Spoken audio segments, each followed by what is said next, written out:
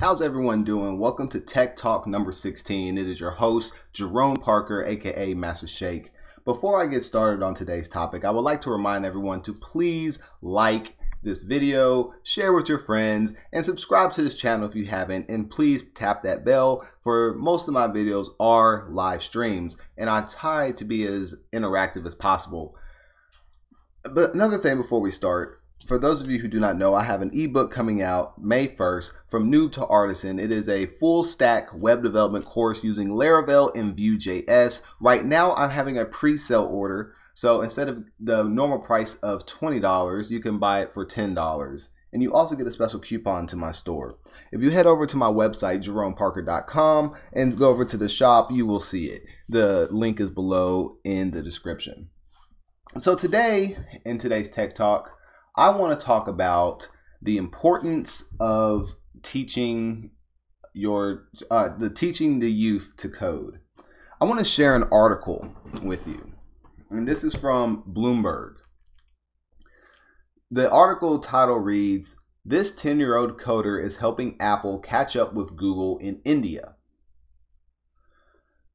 And let me pull up the article. Well, I'm sorry, that was the tweet. The article title is "Apple Teaches India's Kid Coders to Win at the App Store. It needs the country's young developers to help take market share from Google." For his 7th birthday, Ashwat Prasanna's parents gave him a MacBook. 3 years and one Apple Bootcamp later, his free measurement converter app, QuickVert, has been downloaded more than 1,000 times on the App Store. Ashwat, who often skips cartoons to code, is among thousands who've passed through the company's app accelerator in the Indian tech hub of Bengaluru, formerly known as Bangalore, over the past year. In several sessions over 2 days, engineers and designers showed him how to write sleeker code for an app that translates units of measurement such as Celsius temperatures to Fahrenheit and vice versa. "The uncles here taught me to build a better user interface," says the gap-toothed 10-year-old, using the familial term to denote respect to his programming elders. By choosing Ashwat's app as one of a handful of accelerator projects to showcase, Apple Incorporated is showing India's most junior developers it wants to help smooth their way to the App Store. The Accelerator Initiative, which Chief Executive Officer Tim Cook announced in a high-profile India visit in 2016, invites select developers every week for tutoring and modules on fast-track app development. And rooms painted Apple's signature all-white, professionals share the latest technology in sessions ranging from a day to 2 weeks. Web developer Flipkart Online Services PVT and food delivery platform Zomato Media PVT are among those who have sent developers through the program. The more successful the app, the bigger Apple's cut, and the more young talent Apple can recruit, the more appealing its mobile operating system looks to developers who might otherwise join the local armies programming for Facebook Incorporated or Google's Android. Apple's strategy is to lock developers into the iOS ecosystem, says Anshul Gupta, an analyst at researcher Gartner Incorporated. Apple declined to comment for this story. In the US, the company already has sought to build lifelong ties to designers by pitching high schoolers and community college students to work with its streamlined app coding language, Swift.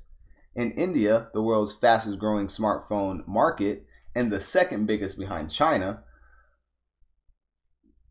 Android dominates.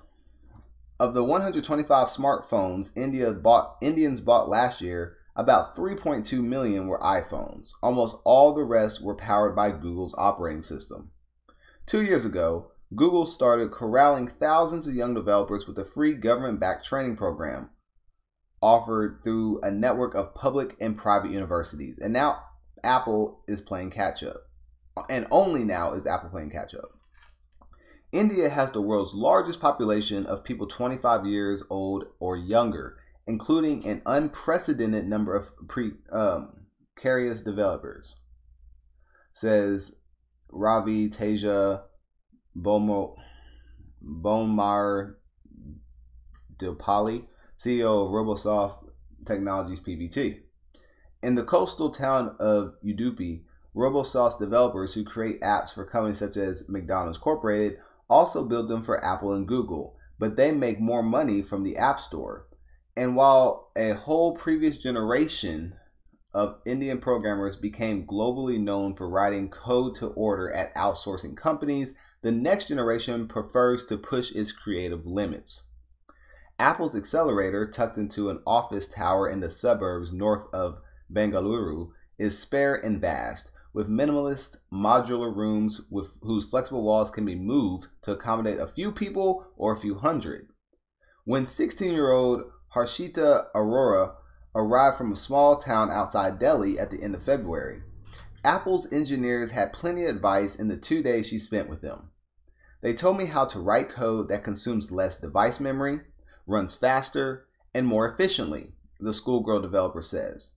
Her crypto price tracker has been downloaded more than 10,000 times since its debut at the end of January.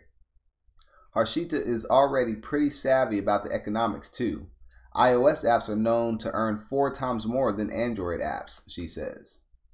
Beyond the accelerator, Apple is also trying to court cost-conscious Indian developers with cheaper devices.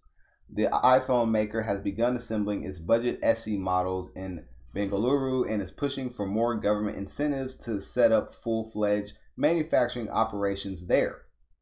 That would allow the company to meet the local sourcing rules that have so far kept it from opening retail stores in the country. In the meantime, the accelerator will start offering business model and marketing courses for app developers this summer. Harshita probably won't need them. A few weeks after her training session, a California venture firm bought her app, which tracks and displays live prices for more than 1,000 cryptocurrencies across 32 countries.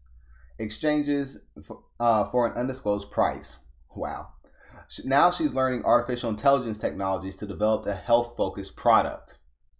Ashwat is also thinking about next steps. The soon-to-be 4th grader, who taught himself coding through YouTube videos, is toying with the Facebook-like social media app where only users below 16 will be able to create an account. While it may discreetly champion the kind of chutzpah, Apple can't present Ashwat or his app at its annual developer conference in San Jose in June. At 10, he's 3 years too young to be invited there on a student scholarship. All right, so that's the article. And before I dive deep into it, I want to give you guys a background on my coding history and my story and how I got into programming for those of you who haven't heard this before. So I started programming when I was 8 years old, and I taught myself through books that my mother had because she was going to college for IT management. This was before YouTube, but I was using W3 schools, so that was that was my main web resource. But I taught myself. I was writing video games, apps. Desktop applications, not mobile applications. But when Android came out, I switched over and did Android. And then I started doing iOS. And I started web, left web, and now I came back to web. So I am 26, and I started coding when I was 8. I started my company, my first company, when I was 14. So this story resonates a lot with me. And I think it's great. I think it's awesome. But I do have some things that I would like to point out. So they're trying to take over the market share, and I understand that it's incentivizing them to want to teach the people in those demographics how to code at as early an age as possible, so that they have long-term investment value from these people. And also, in the case of if your app is making money and you're making an app when you're 7 years old, and you're not going to be 18 for another 11 years, that's a long lifetime of a product that Apple's getting a huge chunk of money for. But my thing is, why aren't we doing that? Why aren't these companies doing that as much or as heavily here in the States? The amount of investment in computer science since the 1990s has actually gone down. I did a video on this a few months ago. I can't remember the title, but you can go through them and watch it. The amount of investment has gone down for computer science for high schoolers anyway in the United States since the 1990s. And I've actually worked, I was a senior engineer at Apple as a contractor. And I was out at Sunnyvale, out at their location and whatnot. And yeah, I was the only black person, but I've been used to that. But almost everyone was Indian, and I have no problem with that. But that's just something that I noticed at Apple. Like, they're a very, very Indian company. So while they're saying, yeah, they want that, Apple is heavily invested in Indian contractors and workers, and mostly because they don't, they know they can get away with paying them less. So it's kind of messed. It's not kind of. It is messed up. But I don't want to get into those politics. Long story short, it's obvious that these companies, Google, Apple, whatnot, they're not going to be investing in the 7-year-olds and 8-year-olds and stuff here. They might throw some code camps every now and then, stuff for some middle schoolers, stuff for some high schoolers on a weekend or two, but they're not doing year-long or months-long projects on the scale that they're doing in other countries. So it's really up to parents, because the schools aren't really doing it. It's really up to parents to get your kids into coding. And the next question I'm going to obviously hear is, well, what if I don't know how to code myself? And that I'm going to say, well, learn to code with your child. Ashwat learned from YouTube videos. I do YouTube videos. I do ebooks. I do one-on-one classes. And there's more than just me. You don't have to use me, but the resources are out there. But, you have that 16-year-old in the article who sold her cryptocurrency app for an undisclosed amount. That means it was at least some M's. She's probably made $1 million+ and she doesn't have to ever work again. If she decides to live in India based off the money that she got from that money, because when they say undisclosed amount, they're talking big figures. So, if she's getting that kind of money, she decides to stay in India, she doesn't have to do anything for the rest of her life. But she's going on to the next thing, getting into artificial intelligence. This story really made me happy because, like I said, it resonated with me, because this is the kind of things that I was doing. And, if I could go back in time, I would have done a lot more marketing of myself, because I was really, I had a stigma. There was a stigma associated with being in computers at that time. And I didn't really, people knew I was a computer, but they didn't know into the depth of what I could do. And I definitely wasn't about to send my stuff to the big companies. In hindsight, I should have. But I want to change that. I don't want there to be that stigma. So we have to really invest into our youth. If your child or younger brother or whatever, friend, family, colleague, you see that they have an interest in tech, help them pursue that. The vast majority, not the vast majority, everything that you need to know is out here for free, if you're willing to put in the effort to do that. Now, of course, when you pay for a product, you're getting more specialized attention, et cetera, et cetera, et cetera. But theoretically, and I know because I did this myself, you can learn all this stuff for free.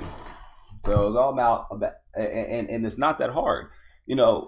A 7-year-old, an 8-year-old learning how to code, that's not an outlier. That's a norm. Because when you're a child, programming makes sense. See, programming is philosophy mixed in with science. You have to think, it's how I thought about it when I was a child. Still now, I think about it as Legos.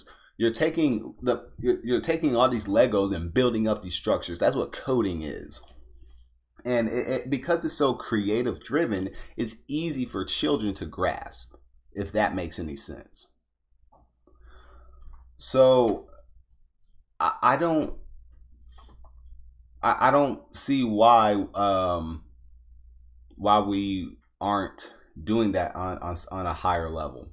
Because what's eventually going to happen, and I've spoken about this in that past video before, eventually is going to happen is that, you know, the demand for tech, when it's already happening, the demand for tech in the US is going to be vastly higher than the supply of programmers. So we're going to have this huge industry and not enough citizens to take the job. So you're basically forced to outsource. And I have nothing wrong with outsourcing. I outsource to India. There's some lots of quality engineers out there. And but you know, if I could, a lot of times it's out of necessity versus out of wanting, because, you know, if I can get an engineer that's 30 minutes or an hour away from me, I'd rather do that for convenience sake, right? But I can't in most cases. Or if I find a developer, I'm finding like a mid or junior developer, and I need a senior level developer. So for people who talk about they hate outsourcing in business and whatnot, you can't really complain if we're not putting in the time and resources to give our populace, our youth, the skills needed to be competitive in the market. You know, this goes into, you know, how automation is taking jobs, quote taking jobs, and whatnot. You can either complain about it, or you can invest the time and be part of the solution and be adaptable.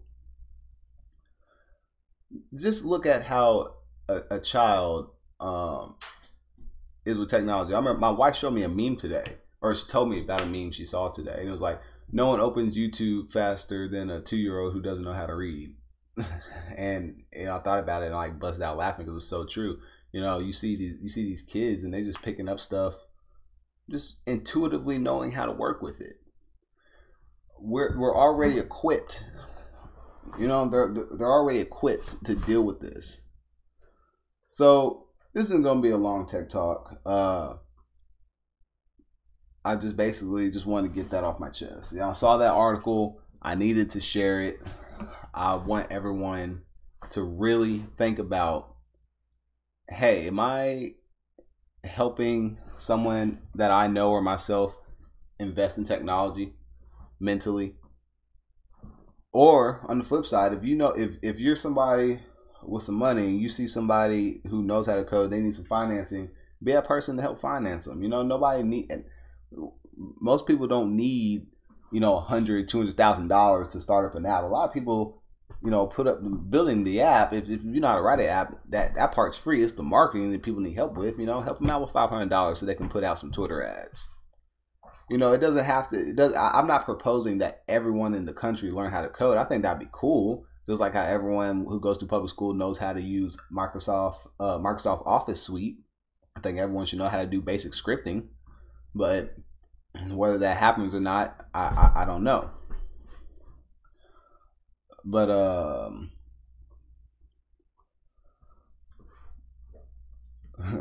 what's up, Thigh Nuker? But yeah, I mean, I don't know.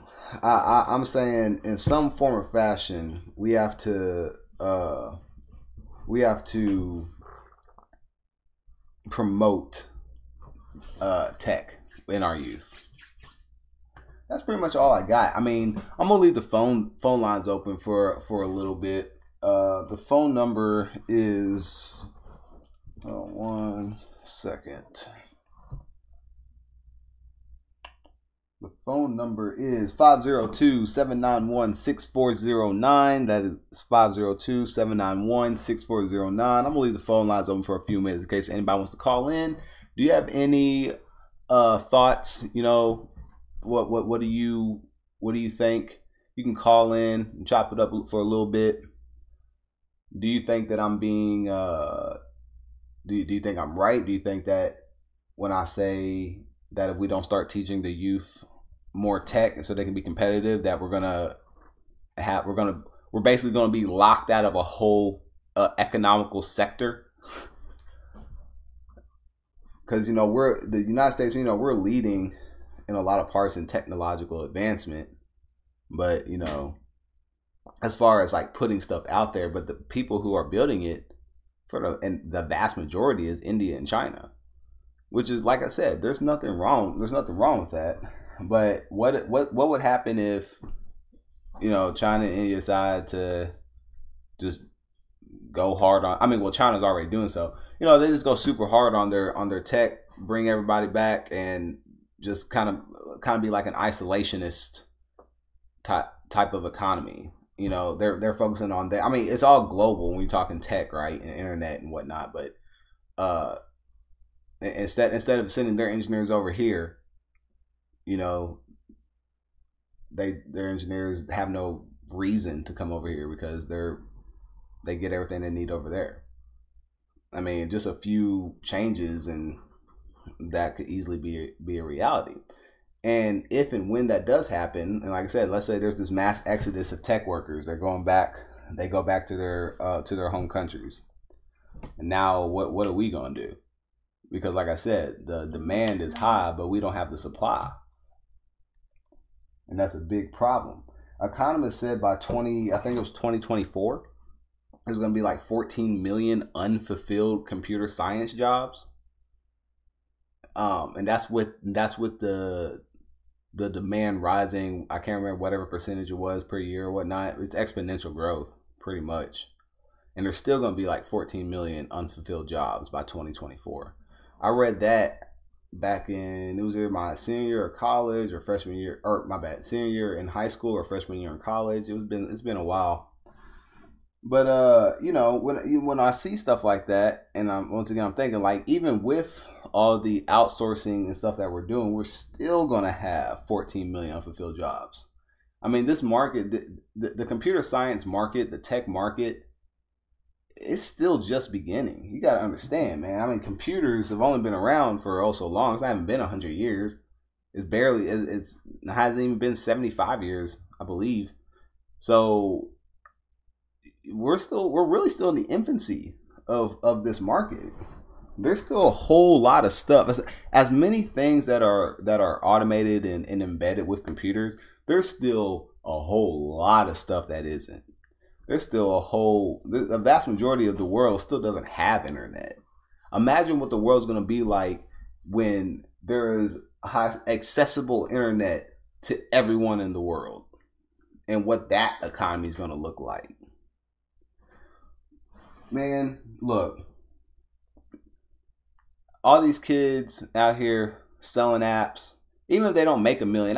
There's kids that I haven't personally met, but I heard of when I was living out in Silicon Valley and stuff. There's kids, dude, like less than 16 years old, who are making apps, and they're making like $1,000 a month. And that's like, what's a 13-year-old making $1,000 a month?